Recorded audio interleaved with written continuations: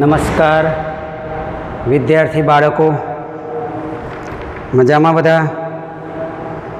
આજે ફરીથી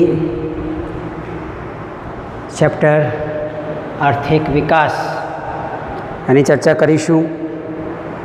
અગાઉના લેક્ચરની અંદર આપણે વાત કરી હતી આર્થિક વિકાસ એટલે શું, આર્થિક વૃદ્ધિ, વિકાસનો તફાવત અને વિકાસશીલ અર્થતંત્રના લક્ષણોની શરૂઆત કરી હતી. આઈએમપી પ્રશ્ન છે એના લક્ષણોની વાત કરી 3 કે ભાઈ નીચી માથાદીઠ આવક હોય, વસ્તી વૃદ્ધિ. નીચી માથાદીઠ આવકમાં વિકાસશીલ અર્થતંત્રનું એક મહત્ત્વનું લક્ષણ છે કે દેશના નાગરિકોની માથાદીઠ આવક નીચી હોય, કારણ કે દેશની રાષ્ટ્રીય આવક નીચી હોય. વસ્તી વૃદ્ધિનું પ્રમાણ 2% કે તેથી વધુ હોય. ભારત જેવા લોકશાહી દેશમાં વસ્તી કૂદકે ને ભૂસકે વધતી જ રહે છે. એ વસ્તી નિયંત્રણ હજુ જોઈએ એટલું આપણે કરી શક્યા નથી. બીજું, કૃષિ ક્ષેત્ર પર અવલંબન છે એની પણ વાત કરી કે ભાઈ વિકાસશીલ અર્થતંત્રના ધરાવતા દેશોની અંદર કૃષિને મહત્ત્વ આપવામાં આવે છે. રાષ્ટ્રીય આવકમાં પણ કૃષિનો ફાળો હોય છે. પછી આવકની વહેંચણીની અસમાનતાની વાત કરીશું. આ એક લક્ષણ છે કે ભાઈ દેશની જે રાષ્ટ્રીય આવક છે એની વહેંચણીમાં અસમાનતા જોવે છે. કે દેશના ટોચના જે 10-20% ધનિક લોકો છે, એ ધનિક લોકોની આવક જે છે એ આવકને કારણે દેશની રાષ્ટ્રીય આવકમાં 40% હિસ્સો એમનો હોય છે. જ્યારે દેશના 10% આવક જે છે એ 10% આવકનો હિસ્સો ધરાવતા લોકો ભારતમાં તળિયેના 20% લોકો છે, કે જે 20% ગરીબો જે છે એ ગરીબો દેશની રાષ્ટ્રીય આવકમાં 10% હિસ્સો ધરાવતા હોય છે. એટલે કે ભાઈ રાષ્ટ્રીય આવકની વહેંચણીમાં અસમાનતા છે. ગરીબો અને અમીરોની સંખ્યામાં વધારો જોવા મળે છે. એવું જ બેરોજગારીનું પ્રમાણ પણ ભારત જેવા વિકાસશીલ અર્થતંત્ર જેવા દેશોમાં હોય છે, કારણ કે વસ્તી વૃદ્ધિ હોવાને કારણે બેરોજગારીનું પ્રમાણ પણ વધારે કહેવાય. પ્રશ્ન પૂછાયો છે કે ભાઈ બેરોજગારી એ વિકાસશીલ દેશનું મહત્ત્વનું લક્ષણ ગણાય, કારણ કે આપણા દેશમાં આ ઘણી બધી સમસ્યાઓ છે, જે મોસમી બેરોજગારી, છુપી બેરોજગારી, ઔદ્યોગિક બેરોજગારી. આગળ તમારે ભણવાનું આવશે, બેરોજગારીના પ્રકાર એમાં સમજાશે કે ભાઈ દેશની અનેક એવી સમસ્યાઓ હોવાને કારણે દેશમાં બેરોજગારી છે. કારણ કે બેરોજગારી એ લાંબા ગાળાની સમસ્યા છે, એને દૂર કરતાં ઘણો બધો સમય લાગે. એટલે બેરોજગારી, શ્રમિકોની સંખ્યાનું પ્રમાણ પણ વધારે હોય છે. પછી ગરીબી એ પણ એક વિકાસશીલ અર્થતંત્રનું મહત્ત્વનું લક્ષણ છે. દેશમાં ગરીબીનું પ્રમાણ વધારે હોય છે, કારણ કે ગરીબ કોને ગણવા તેની પણ અમુક વ્યાખ્યા કરવામાં આવી કે ભાઈ અનાજ, રોટી, કપડાં અને અનાજ, એ સિવાય આવાસ, શિક્ષણ અને આરોગ્ય. આ સુવિધાઓ જે છે એ લઘુત્તમ સુવિધાઓ છે, જીવનને જરૂરિયાતની પૂરેપૂરી મેળવવાની પ્રાથમિક જરૂરિયાતો છે. અને એ જરૂરિયાતો જે સંતોષી ન શકતા હોય તેવા લોકોને ગરીબ કહેવાય. આવા ગરીબોની સંખ્યા વિકાસશીલ અર્થતંત્રમાં વધારે જોવા મળે છે. લગભગ કુલ વસ્તીના 3 ભાગ જેટલું પ્રમાણ આનું હોય છે. માટે આ લક્ષણ પણ એક મહત્ત્વનું છે. બીજું લક્ષણ છે દ્વિમુખી અર્થતંત્ર. દ્વિમુખી, 2 મોઢાળું અર્થતંત્ર. કે ભાઈ આવા આપણા દેશની જ વાત કરીએ કે ભાઈ ભારતમાં શહેર અને ગ્રામ્ય જીવનમાં મૂળભૂત તફાવત જોવા મળે છે. કે ભાઈ શહેરની અંદર આવકનું પ્રમાણ વધારે હોય છે અને સામે ખર્ચનું પ્રમાણ પણ વધારે હોય છે. જ્યારે ગામડાની અંદર તમે જુઓ તો ગામડામાં પછાત ખેત પદ્ધતિ હોય છે, જૂની પુરાણી યંત્ર સામગ્રીઓ હોય છે, રૂઢિચુસ્ત સમાજ હોય છે, એનું માળખું રૂઢિચુસ્ત સમાજનું હોય છે. આવું ગામડાની વ્યવસ્થા છે. જ્યારે શહેરોની અંદર આધુનિક ઉદ્યોગો હોય છે, ઉત્પાદન પદ્ધતિઓ, એની ટેકનોલોજી નવી હોય છે, આધુનિક યંત્રો હોય છે, એનું જીવન જે છે એ જીવવાની રીતો વૈભવી હોય છે, એની જીવન શૈલી લોકોની વૈભવી હોય છે. એટલે ગામડા અને શહેરોમાં આ ફેરફાર છે. એટલે દ્વિમુખી અર્થતંત્ર. વિકસિત દેશોની વાત કરીએ તો વિકસિત દેશોમાં જાપાન કે અમેરિકા કે બધા દેશોમાં જાઓ તો શહેરોના જેવા જ ગામડાઓમાં પણ એવી સુવિધાઓ, એવી ટેકનોલોજીનો ઉપયોગ થાય છે. એટલે આપણા ગામડાઓમાં હજી એવા ગામડાઓ છે કે જ્યાં લાઇટ પણ હશે પણ ત્યાં વીજળીની સુવિધામાં ઘણા બધા ફેરફાર થઈ ગયા છે. આરોગ્યની સુવિધાઓ નથી હોતી, શિક્ષણની સુવિધાઓ નથી હોતી. ટૂંકમાં અત્યારે હવે એ સુવિધાઓનું પ્રમાણ વધ્યું છે, છતાં પણ હજુ રૂઢિચુસ્ત માળખું છે. સામાજિક રીતિ રિવાજોનું પ્રમાણ વધારે છે, જીવનશૈલીમાં ફેરફાર છે, જ્યારે શહેરોની જીવનશૈલી આધુનિક અને ખર્ચાળ છે. પછી પાયાની અપર્યાપ્ત સેવાઓ પણ છે કે ભાઈ અમુક સેવાઓ, શિક્ષણ, વાહન વ્યવહાર, સંદેશા, વીજળી, આરોગ્ય, બેન્કિંગ, આ સુવિધાઓ હજુ પણ પૂરતા પ્રમાણમાં મળતી નથી અને એના કારણે વિકાસ અવરોધાતો હોય છે. આંતરરાષ્ટ્રીય વ્યાપારનું સ્વરૂપ પણ અલગ પ્રકારનું ભેદભાવવાળું હોય છે. આપણા દેશમાં આયાત વ્યાપારનું પ્રમાણ વધારે છે, નિકાસ વ્યાપારનું પ્રમાણ વધારે નથી. કારણ કે મુખ્યત્વે આપણે કૃષિ પેદાશો ઉપર નિર્ભર છીએ અને કૃષિ પેદાશોનું નિકાસ થાય છે, જ્યારે ટેકનોલોજી, યંત્રો, આધુનિક યંત્રોની આપણે આયાત કરવી પડે છે. નિકાસ વ્યાપારમાં આપણું અર્થતંત્ર મૂડી વપરાય છે, ઓછી થાય છે, કારણ કે કૃષિ પેદાશોની કિંમત ઓછી હોય, જ્યારે આધુનિક યંત્રો, ટેકનોલોજી આપણે ખરીદીએ છીએ એટલે આપણી મૂડી ઓછી થાય છે. એટલે આવો ભેદભાવ હોવાને કારણે નિકાસની કમાણી ઓછી હોય છે અને આયાત જે છે, યંત્ર સામગ્રીની આયાત પાછળ ખર્ચ વધારે થાય છે, જેની પ્રતિકૂળ અસર થતી હોવાને કારણે એની દેશના વિકાસ ઉપર અસર થતી હોય છે.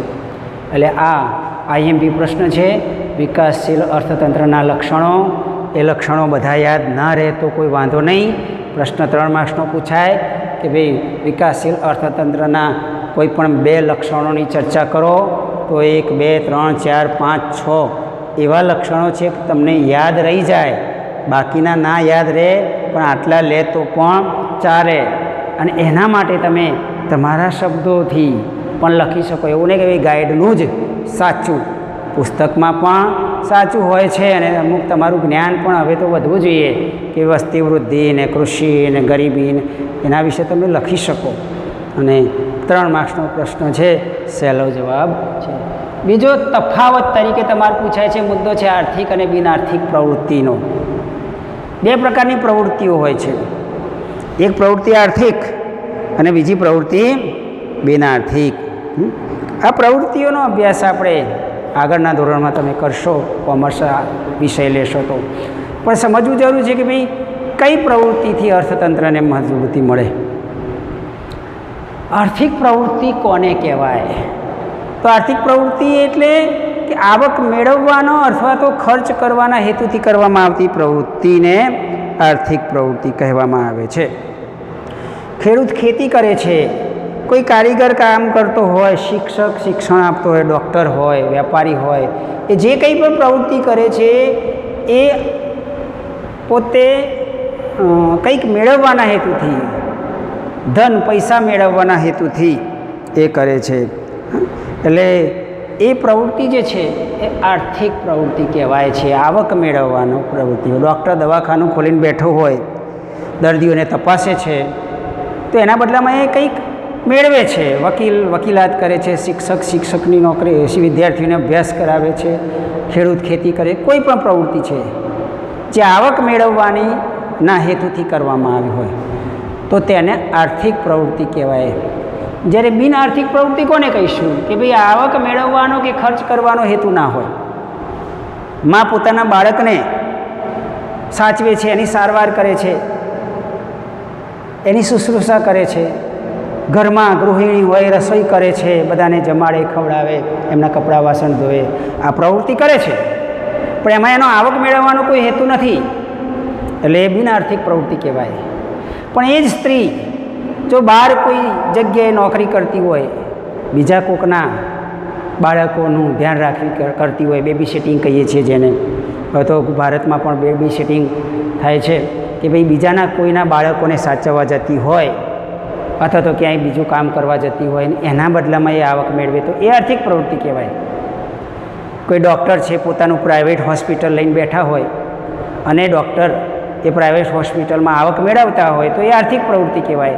પણ એવી કોઈ સામાજિક સંસ્થામાં કે અથવા તો પોતાની ઈચ્છાથી એ ફી લીધા વગર, વેતન કે પૈસો લીધા વગર દર્દીઓની સારવાર કરતા હોય તો એ બિન આર્થિક પ્રવૃત્તિ કહેવાય.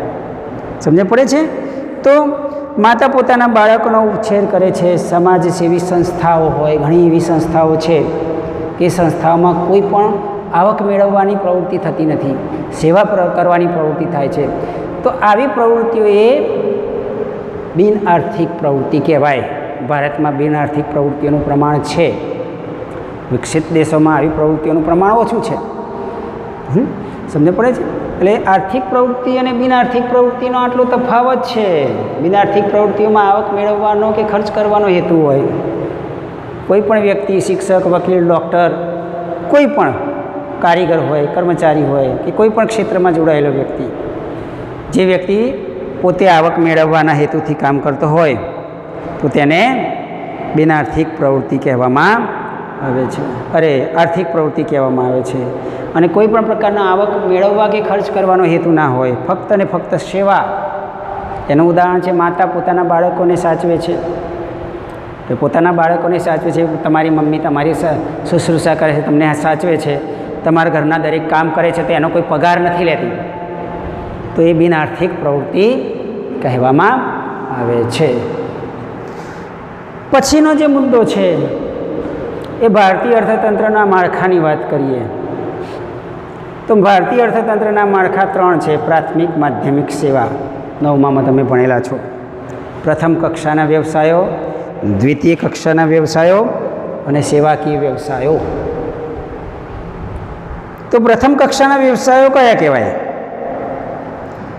તો એ પ્રથમ કક્ષાના વ્યવસાયો એટલે કે ભાઈ કાચો માલ ઉત્પન્ન કરવાની પ્રવૃત્તિ, ટૂંકમાં કહીએ, અથવા તો ખેતી અથવા તો તેની સાથે, ખેતી સાથે સંકળાયેલી જે પ્રવૃત્તિઓ છે, જેમ કે પશુપાલન, મત્સ્ય સંવર્ધન, પશુ સંવર્ધન, જેમાં પરિશ્રમને મહત્ત્વ આપવામાં આવ્યું છે. મરઘા બતકા ઉછેર, જંગલ પ્રવૃત્તિ હોય, કાચી ધાતુઓનું ખોદકામ હોય, આ બધી જે પ્રવૃત્તિઓ છે એમાં શારીરિક શ્રમને વધારે મહત્ત્વ મળે છે, પરંતુ આવકનું પ્રમાણ ઓછું હોય છે.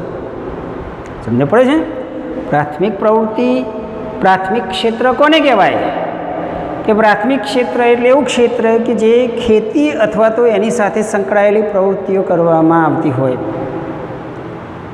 ખેતીવાડી છે, સાથે પશુપાલન, મરઘા બતકા ઉછેર, મત્સ્ય ઉછેર, મધમાખી ઉછેર, એટલે કે ભાઈ જંગલ આધારિત પ્રવૃત્તિઓ હોય અથવા તો કાચી ધાતુનું ખોદકામ કરવાની પ્રવૃત્તિ હોય. આમાં શ્રમને મહત્ત્વ વધારે આપવામાં આવે છે. શ્રમ વધુ છે પણ આવક ઓછી છે. આવી પ્રવૃત્તિને પ્રાથમિક ક્ષેત્ર કહેવાય. જ્યારે માધ્યમિક ક્ષેત્ર કોને કહીશું? કે ભાઈ ઉત્પાદન ઉદ્યોગોને મહત્ત્વ હોય. કાચો માલ જે છે એ કાચા માલમાંથી ઉપયોગમાં લઈ શકાય તેવી વસ્તુ બનાવવાની પ્રક્રિયાને માધ્યમિક ક્ષેત્રમાં લઈ શકાય.